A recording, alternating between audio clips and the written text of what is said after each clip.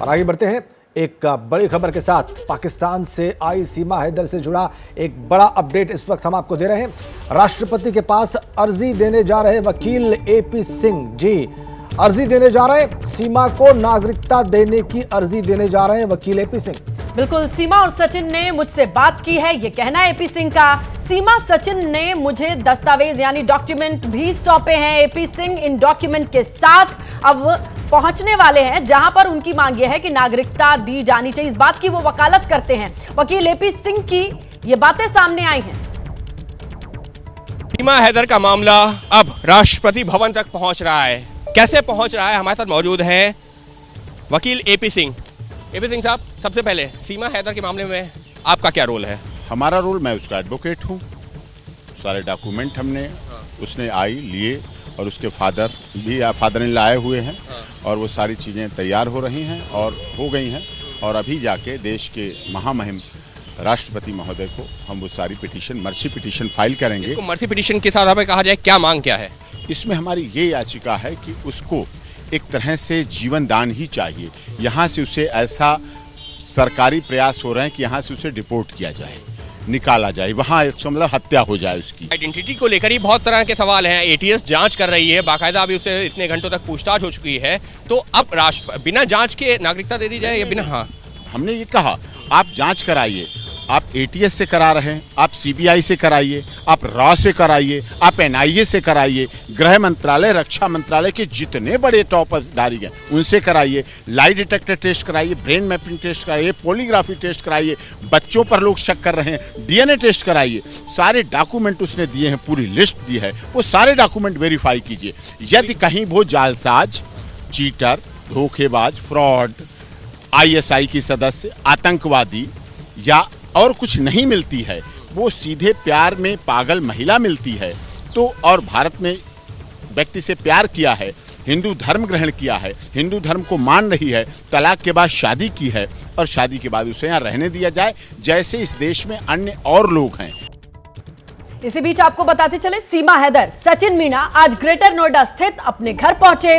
पिछले 2 दिन से सीमा और सचिन घर पर नहीं थे। इससे पहले यूपी एटीएस ने सीमा हैदर से पूछताछ भी की थी और इसके बाद आज अपडेट यह है कि 2 दिन की पूछताछ के बाद यूपी एटीएस की इस गहन पूछताछ के बाद ग्रेटर नोएडा सचिन और सीमा पहुंचे हैं और सामने भी आए हैं। मनोज वर्मा हमारे सहयोगी ग्रेटर नोएडा हैं, सीधे लिए चलते हैं और उनसे ही जानकारी लेते हैं जहां पर वो मौजूद हैं। कब पहुंचे सचिन और सीमा और जो तमाम डिटेल्स हैं, जो हलचल हैं, वो कैमरे से दिखाएंगे और बताएंगे। मनोज जी बिल्कुल, देखिए आपको बताना चाहूँगा कि आज ही सीमा और सचिन यहाँ ग्रेटर नोएडा में अपने घर पर पहुँचे और जिस तरीके से आज घर पहुँचे हैं तो कहीं ना कहीं एटीएस ने जो पूछताछ की थी उससे ये ज़रूर साफ हो जाता है कि कोई साजिश नहीं थी, कोई भी जासूसी के सबूत एटीएस को नहीं मिले हैं। यही वजह है कि क्लीन चिट मिलती हुई नज़र आ रही है दोनों को। हाँ, इतना ज़रूर है कि सीमा हैदर जिस तरीके से पाकिस्तान से भारत में पहुँची वो गलत तरीके से पहुँची थी, उसका केस भी अभी तक चल रहा है, भले ही जमानत पर ज़रूर बाहर हो। और जो एटीएस ने पूछताछ की है उसकी एक रिपोर्ट जो है वो यूपी सरकार को सौंपी जानी है। इतना ही नहीं, जो दूसरी एजेंसीज हैं, सेंट्रल एजेंसीज हैं, वो भी इस मामले पर अपनी नज़र बनाए हुए हैं। जैसे ही रिपोर्ट एटीएस की टीम सौंप देगी, वो रिपोर्ट सेंट्रल एजेंसीज यानी कि आईबी और रॉ के पास भी जाएगी, वो भी उसका विश्लेषण करेंगे। तो कहीं ना कहीं हम इतना ज़रूर कह सकते हैं कि क्लीन चिट ज़रूर मिल गई है। लेकिन अब सीमा हैदर भारत में ही रहेंगी या फिर पाकिस्तान जाएंगी, ये ज़रूर देखना होगा, क्योंकि सीमा ने साफ तौर पर जो एबीपी न्यूज़ को इंटरव्यू दिया है उसने साफ कर दिया है कि अगर वो पाकिस्तान, ठीक है मनोज, आप ये कह रहे हैं उसको जान से मार, आप ये कह रहे हैं कि क्लीन चिट मिल गई है यूपी एटीएस की तरफ से और इस पर सेंट्रल एजेंसीज की भी नजर है।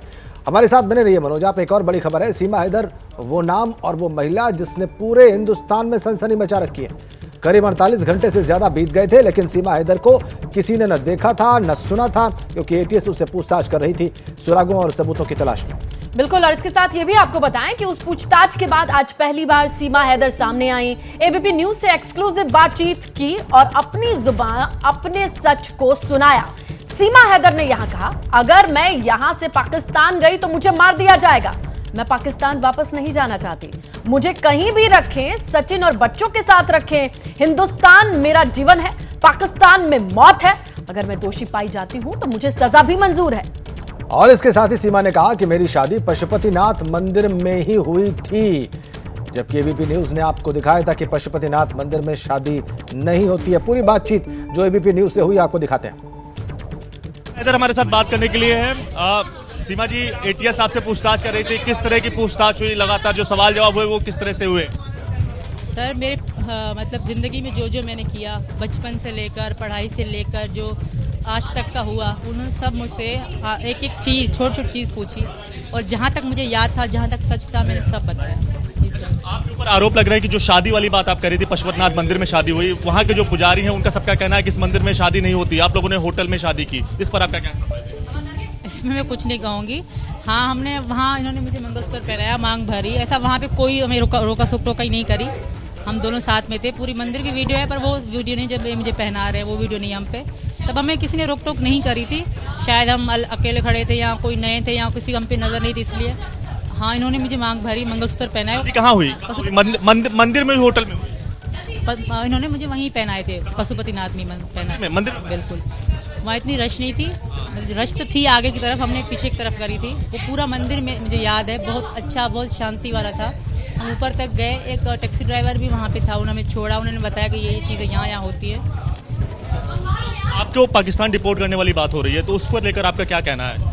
नहीं सर, मैं वापस नहीं जा सकती, ऐसे तो मुझे मौत के मुंह में भेजा जाएगा।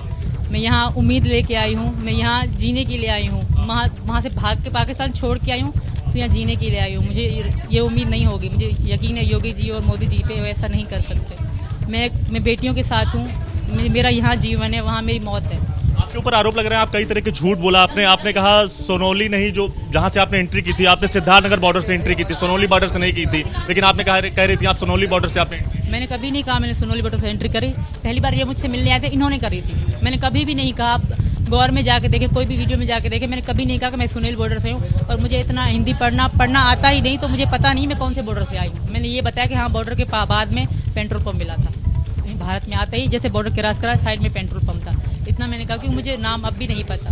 आपके परिवार के सदस्य कई सारे लोग पाकिस्तानी आर्मी में हैं, इसके चलते आपको कहा जा रहा है आप आईएसआई के एजेंट हैं। पहली बात, जब मेरी सचिन की बात होती थी, तब मेरे भाई मजदूर थे। 2022 में मेरे पापा के डेथ से 2 से ढाई महीने पहले वो लगे हैं ड्यूटी में। तो जो मेरे चाचू हैं, वो मेरे पैदा होने से पहले थे, और मैं एक गाँव की रहने वाली हूँ, ऐसा कुछ भी नहीं है, उनसे मेरा कोई संबंध ही नहीं है। मैं मोहब्बत में आई हूँ, यही हकीकत है, और एक दिन सब मानेंगे। आपको भरोसा है कि आपको यहीं पर रुकने दिया जाएगा? क्योंकि आसपास के लोग कह रहे हैं कि आप यहीं पे रहे हैं, हमें कोई आपत्ति नहीं, जबकि जांच चल रही है, जांच में जो सारी चीजें साफ निकल कर आएगी, अगर आप पाक साफ होंगी जांच में, तो आप यहीं रहिए। अगर जांच में आप गलत पाई जाती हैं, दोषी पाई जाती है, तो आपको सजा भी मिले। मुझे सज़ा कबूल है। अगर मैं दोषी पाई जाती हूँ, मैं सज़ा से मुकरती नहीं, कबूल है। अगर मैं निर्दोष होती हूँ, सिर्फ मेरा एक ही क्राइम होता है कि मैं बगैर वीज़ा के आई हूँ, मोहब्बत में आई हूँ, तो प्लीज़ मुझे यहाँ रहने दिया जाए। वापसी मेरे लिए मौत के अलावा कुछ भी नहीं है। पाकिस्तान में मेरे लिए कुछ नहीं रखा। आप लोग देखते हो किस तरह गंदे गंदे इल्ज़ाम लगाए जा रहे हैं मुझ पर। क्या मुझे रहने देंगे? मुझे डिटेंशन सेंटर आपको मंजूर रहेगा? मतलब डिटेंशन सेंटर मतलब जहाँ पे जो अवैध लोग से, जो लोग अवैध तरीके से भारत में प्रवेश करते हैं, उन्हें वहाँ रखा जाता है। कहीं भी रखें, मुझे सचिन और बच्चों के साथ रखें। मैं हर कानून को, जो सा कानून रखेंगे मैं वैसा करूँगी। बड़ी खबर आ रही है, छत्तीसगढ़ में कई ठिकानों पर ईडी की रेड की खबर है। रायपुर में कांग्रेस के बड़े नेता के घर दबिश की खबर मिल रही है। राम गोपाल अग्रवाल के घर पर ईडी की छापेमारी। रायपुर में आईएएस रानू साहू के घर पर भी छापेमारी की खबर है। कोरबा जिले में ईडी की छापेमारी चल रही है, यानी कई लोकेशन पर इस वक्त छापेमारी की खबर। ईडी की टीम दबिश दे रही है। इसमें कौन कौन शामिल है आपको बताते चले। रायपुर में कांग्रेस के बड़े नेता हैं, इनके घर पर भी दबिश दी जा रही है। राम गोपाल अग्रवाल, इनके घर पर भी ईडी की छापेमारी है। और रायपुर में आईएएस रानू साहू के घर भी छापेमारी की खबर मिल रही है। कोरबा जिले में ईडी की छापेमारी चल रही है। इस वक्त छत्तीसगढ़ से बड़ी खबर, ईडी की टीमें एक साथ सक्रिय बताई जा रही है। कई ठिकानों पर छापेमारी चल रही है। इनमें कौन कौन से नाम शामिल है वो भी हम आपको बताते चले। राम गोपाल अग्रवाल कांग्रेस नेता हैं, उनके घर पर ईडी रेड कर रही है और आईएएस रानू साहू के घर भी छापा।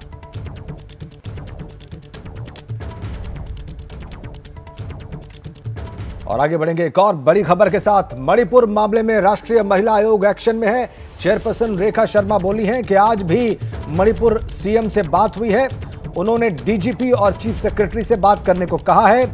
पहले भी जवाब मांगा लेकिन वहां से जवाब नहीं मिला। यह बयान है रेखा शर्मा का, जो कि एनसीडब्ल्यू चेयरपर्सन है। हमारे पास एक कंप्लेंट आई थी group of women from Manipur, जिसको हमने पहले फॉरवर्ड किया सीएस को और डीजी को, और फिर मैंने अपने डीओ लेटर से मैंने ही लिखा उसी टाइम मई में ही।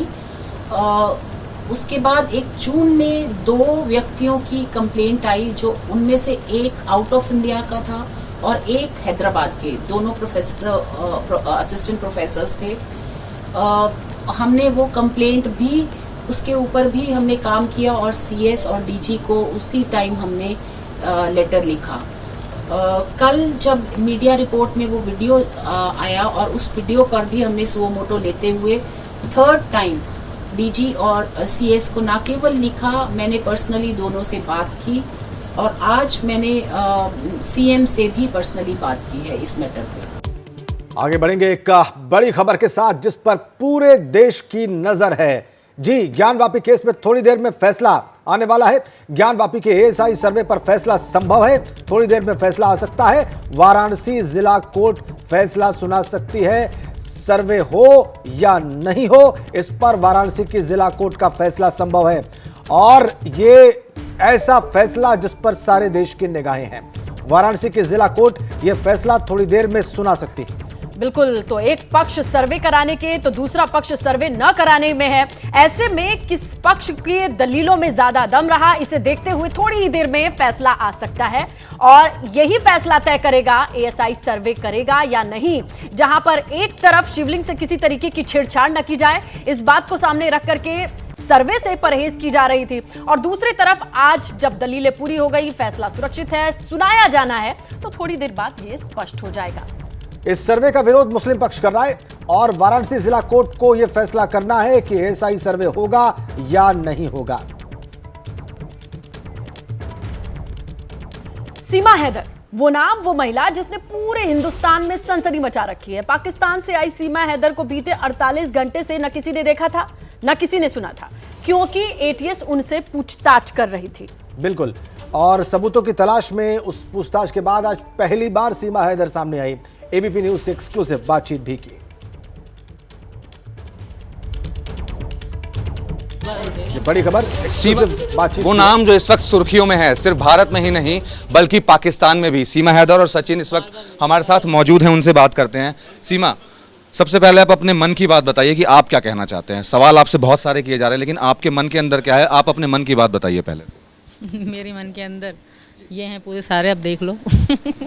इसके अलावा कुछ भी नहीं है सर, और बोलने को अब कुछ है ही नहीं। इतना बोल बोल के एक ही चीज़ दोबारा बोल के मैं तो थक गई हूँ बहुत ज़्यादा सर। बीच में तबीयत भी ख़राब हो गई, तो बोलने कुछ है ही नहीं सर। अब जो पूछो अब आगे।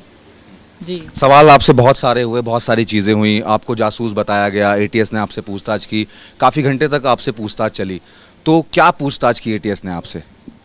अब तो बहुत पूछताछ हुई, अब मैं क्या बताऊँ आपको, कौन सी ना बताऊँ, बातें बहुत हुई थी।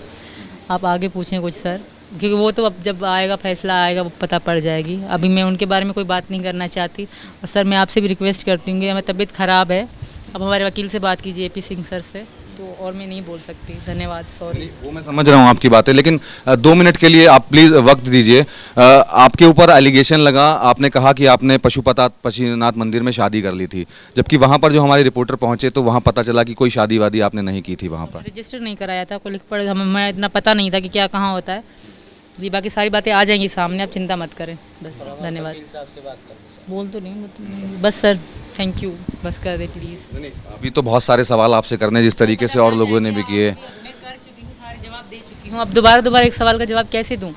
मैं दे चुकी हूँ और यहाँ का जो कानून फैसला करेगा मुझे कबूल है, और आप बाकी बातें हमारा वकील भी आपसे करेगा सर। आपको डिपोर्ट करने की भी बात सामने आ रही है कि आपको डिपोर्ट किया जाएगा वापस, क्या पाकिस्तान जाना चाहते हैं? मैं तो जाना तो बिल्कुल भी नहीं चाहती। मुझे वजह सबको पता है, आप धमकियाँ सुन चुके होंगे, मेरा वहाँ फ्यूचर नहीं है, तब मौत है बस। धन्यवाद सर। तो क्या सिर्फ आप प्यार के चलते ही यहाँ पर पहुँचे थे? जी, क्या सिर्फ प्यार के चलते ही यहाँ पहुँचे आप? बिल्कुल यही हकीकत है, और एक दिन दुनिया मानेंगे सर। तो आपने प्रीति नाम क्यों रखा था आप जब आए? नाम रखा ही नहीं कभी मैंने, प्रीति मेरे मुंह से नाम निकले नहीं कि मैं प्रीति हूँ, कभी भी नहीं। हाँ, सिमरन मैं खुद को प्यार से बुलाती थी गांव में, कभी सिमरन कोई सीमा बुलाता था, फिल्मी नाम सिमरन, तो सीमा और सिमरन एक जैसा है, तो प्यार से सिमरन कभी कोई गांव वाली बुला लेती थी। कभी मेरी प्रीति नाम मैंने कभी ज़िंदगी में सोचा भी नहीं सर, ये झूठ है, सीधा सीधा झूठ है। जी सर। एक आरोप ये भी लगा कि आपके भाई भी वहाँ पाकिस्तानी सेना में हैं, आपके चाचा भी पाकिस्तानी सेना में हैं, क्या उन्होंने आपको भेजा था यहाँ पर? ऐसा कुछ भी नहीं, मेरा उनसे कोई संबंध नहीं। आप एक बात कितनी बार पूछेंगे सर, उनसे मेरा कोई संबंध नहीं है। मैं शादीशुदा थी, उनसे अलग थी मैं, और पिछले 2014 से लेकर मैं अलग थी उनसे। तो मैं, आप लोग ऐसे कैसे कह सकते हो? जब मेरी इनसे बात हुई, मोहब्बत हुई, तब तक मेरा भाई मजदूरी करता था। ये गलत बात है सर। बहुत धन्यवाद। बस गुलाम हैदर से हमारी बातचीत हुई। गुलाम हैदर ने हमें बताया, एक सेकंड बस गुलाम हैदर, एक सेकंड बस 2 मिनट बस गुलाम हैदर के बारे में। गुलाम हैदर से हमारी भाड़ में जाए, मेरा उससे कोई वास्ता ही नहीं। तो ये थी सीमा हैदर। बहुत ज़्यादा अब कुछ नहीं बता रही हैं, लेकिन साफ तौर पर यह कहना है कि भारत में ही रहना चाहती हैं। अगर पाकिस्तान गई तो इनको जान से मार दिया जाएगा। कैमरामैन अजीत चाकू के साथ Manoj Verma, ABP news, greater Noida. तो देखा आपने, सीमा हैदर आजिज आ चुकी हैं सवालों से। वो कह रही हैं कि वो वापस पाकिस्तान नहीं जाना चाहती।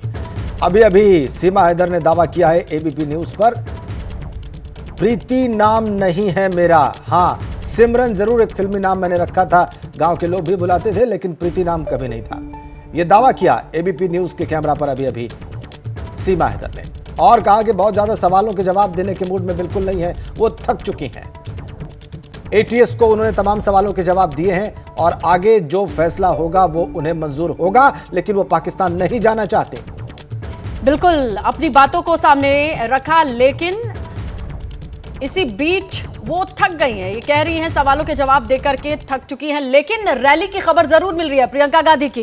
बिल्कुल, ग्वालियर में रैली कर रही है प्रियंका गांधी। आपको सीधा वहीं ले चलते हैं। विपक्ष के नेता हैं, जितने भी विपक्ष की पार्टियां हैं, एक झटके में प्रधानमंत्री जी ने जैसे सब धान 22 पसेरी सबको चोर बोल डाला।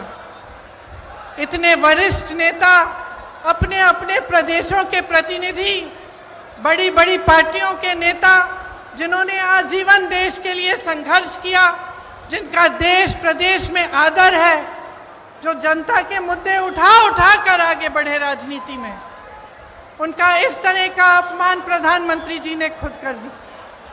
और दूसरी तरफ देखिए, मणिपुर में 2 महीनों से पूरा प्रदेश जल रहा है, घरों में आग लगाई जा रही है, मार काट हो रही है आपस में, महिलाओं के साथ भयावह अत्याचार हो रहा है, बच्चों के सर पर छत नहीं रहे, और हमारे प्रधानमंत्री जी ने 77 दिन के लिए कोई बयान ही नहीं दिया इस पे। वहां पे एक्शन लेना छोड़िए, एक लफ्ज नहीं कहा। कल मजबूरी में, क्योंकि एक इतना भयावह वीडियो वायरल हुआ कि वो फिर चुप नहीं रह पाए, तो मजबूरी में कल एक बयान दिया उन्होंने, एक वाक्य बोला, और उस वाक्य में भी राजनीति घोल दी। उस वाक्य में भी उन्होंने उन प्रदेशों का नाम ले लिया जिसमें विपक्ष की सरकार है। तो मैं आपसे पूछना चाहती हूं कि ये जन आक्रोश लिखा है, ये जन आक्रोश किस बात का? ये जन आक्रोश आपके ही मुद्दों पर है कि नहीं है? और यहां खड़े होकर मैं भी इस 30 मिनट के भाषण में 10 मिनट प्रधानमंत्री जी की आलोचना कर सकती हूं। 10 मिनट के लिए मैं ये कह सकती हूं कि कितनी घोषणाएं, नकली घोषणाएं की, कितने घोटाले किए, कितने नाटक करते हैं शिवराज जी। और मैं 10 मिनट के लिए सिंधिया जी के बारे में भी बोल सकती हूं कि किस तरह से अचानक उनकी विचारधारा ही पलट गई। लेकिन आज मैं यहाँ आपका ध्यान भटकाने के लिए नहीं आई हूँ, मैं आपके मुद्दों पर बात करने आई हूँ। और आज जो सबसे बड़ा मुद्दा है आपका, मैं जानती हूँ क्या है, महंगाई का मुद्दा है। सबसे बड़ा मुद्दा आज महंगाई है। और मैं सिर्फ सब्जी, फल, आटा, गेहूं, इस सब की मैं महंगाई नहीं कह रही हूं। ये तो है ही, जब टमाटर 150 रुपए में आप खरीद नहीं सकते तो ये तो है ही। लेकिन इस महंगाई से किस तरह आपकी कमर तोड़ी जा रही है, उसकी बात कर रही हूं। मैं वो बात कर रही हूं कि जब घर में इतनी बारिश हो रही है, आजकल छत से कुछ पानी गिर रहा है, आपको मरम्मत करवानी है, वो मरम्मत महंगी हो गई है। आपको किसी के घर जाना है, कुछ ले जाना है उनके लिए, वो खरीदना मुश्किल हो गया है। आपके बच्चों की फीस भरना मुश्किल हो गया है। इतनी बारिश में जो बच्चे स्कूल पाठशाला तक जा रहे हैं उनके लिए छाता खरीदना मुश्किल हो गया है। आपके पूरे जीवन पर एक बहुत बड़ा बोझ बन गई है ये महंगाई। तो ये सिर्फ टमाटर के भाव की बात नहीं है, ये बात आपके जीवन की है कि किस तरह आप गुजारा कर पा रहे हैं। मैं समझ नहीं पा रही हूँ। मेरी बहनें यहाँ बैठी हैं, सबसे बड़ा बोझ इन पर है। समाज का बोझ, महंगाई का बोझ मेरी बहनें उठाती हैं सबसे ज्यादा। आज रसोई के लिए सामान खरीदना है, तेल खरीदनी है, वो भी नहीं मिलती। गैस का सिलेंडर मिलता तो था, उसमें गैस भरना ही मुश्किल हो गया है। आज आपको खरीदने जाना है तो 1000 रुपए से कम नहीं मिल रहा। बच्चों की परवरिश कैसे होगी? सुबह उठ के आप अगले दिन का सामना कैसे करते हैं? कोई बीमार पड़ जाता है तो घबराहट उनकी भी होती है और इस बात की भी होती है कि मैं दवाई कहाँ से खरीद के लाऊं। घर पे बीमार पड़ा है लेकिन दुकान जाकर इतनी महंगाई है कि दवाई ही नहीं मिलेगी, मैं क्या करूं? आज ये है आपकी परिस्थितियां। तो इस बीच मुझे उचित नहीं लगता कि यहां आकर मैं फिजूल की बातें करूं, मैं दूसरों की बार बार आलोचना करती रहूं। मुझे ये उचित लगता है कि हर चुनाव में, हर प्रदेश में, हर गांव में, हर मोहल्ले में जब कोई नेता जाता है तो उसे जनता के मुद्दों पर बात करना पड़ेगा। आक्रामक प्रियंका गांधी ज्योतिरादित्य सिंधिया के गढ़ में, ग्वालियर में और महंगाई को लेकर आक्रमण कर रही है सरकार की। ममता बनर्जी इस वक्त कोलकाता में रैली कर रही हैं और सीधा आपको वहीं ले चलते हैं। पार्टी का ओर से बोल रहा है, सरकार का ओर से नहीं। लेकिन हम ये बात जरूर कहेंगे कि आप थोड़ा आपको दिल को बड़ा बनाओ। आप फॉरेन सपोर्ट करते हैं, उसके मेरे कुछ कहने नहीं है, आप जा सकते हैं। लेकिन विदेश जाके अब देश को लिए रोता है और देश में जो लोग आपके लिए रोता है उसको लिए आपका क्या कहना है? इसी के लिए मैं कहना चाहूंगी, मुद्दा लाख बुरा चाहे तो क्या होता है? वही होता है जो मंजूर खुदा होता है। हम कहने चाहूंगी कि साल फारोसी को तमन्ना आज हमारा दिल में है, देखते हैं जोर किसका बाजुए कतिल में है। आप आगे अभी चाहते हैं देश तोड़े, अब बंगाल के ऊपर उंगली हिलाता है। आप बंगाल के ऊपर उंगली हिलाता है, आपको दिल में थोड़ा भी माँ बहन के लिए प्यार नहीं है, उसको इज्जत के लिए प्यार नहीं है। कितना दिन बेटी जलेगा, कितना दिन दलित जलेगा, कितना दिन माइनॉरिटीज को मरेगा, कितना दिन शेड्यूल कास्ट को मरेगा, कितना दिन इंसान को मरेगा। आप लोग तो इंसान को हत्या करने का सौदागर हो। आप लोग तो इंसान को हत्या करने का जुल्म करते हैं। इसी के लिए आप लोग ये याद जरूर करना कि मणिपुर हम लोग नहीं छोड़ने वाला हूं। North Eastern sisters is our sisters. आप बंगाल में क्या किया? 154 सेंट्रल टीम भेजा। अगर एक कौवा भी रोता है तो आप एक कमीशन भेज देता है। दो शेर कहे ममता बनर्जी ने हमलावर होते हुए सरकार के ऊपर और प्रधानमंत्री के ऊपर। पत्रकारिता कोई इमोशन नहीं है, ना अपना कोई ज्ञान देना है और ना कोई विचार थोपना है। पत्रकारिता क्या है? पत्रकारिता का मतलब है सही जानकारी इकट्ठा करना और तथ्य बताना। पत्रकारिता आज जितने महत्वपूर्ण दौर में है, शायद पहले नहीं थी। इस दौर से निकलने के लिए सिर्फ सच दिखाने की जरूरत है, वो सच जो आपके हित को आगे रखे। इसलिए अब रात 9 बजे प्राइम टाइम नहीं होगा, ये आपका टाइम है।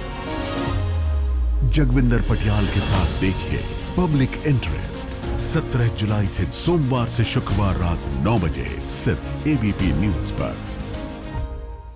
एबीपी न्यूज आपको रखे आगे।